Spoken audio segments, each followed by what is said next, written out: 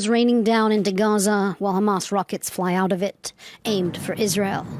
These images come from the Israeli Air Force. Posted on social media, they illustrate Israel's retaliation against Hamas after the Islamist group's deadliest incursion into Israeli territory in half a century. According to the Israeli Air Force, this is what it calls a terror nest, or where many of the attacks on Israel were planned. These hits, spread out across Palestinian territories, are part of what Israel's prime minister vowed would be a mighty vengeance. But not all of the Israeli bombs have hit purely Hamas hideouts.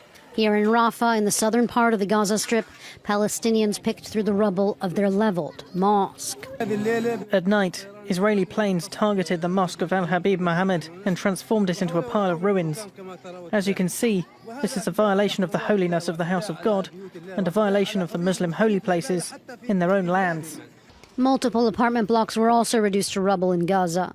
It's a narrow strip of land that is home to 2.3 million Palestinians. Like in Israel after Hamas's attacks, in Gaza the wounded were rushed to hospital, and families began to mourn their dead. The Palestinian Foreign Ministry condemned the targeting of civilians. The scenes of devastation inflicted on Palestinian civilians in the Gaza Strip are harrowing. As an occupying power, Israel has no right or justification to target the defenseless civilian population in Gaza or elsewhere in Palestine. Gaza has lived under a blockade for 16 years, since Hamas took over the area.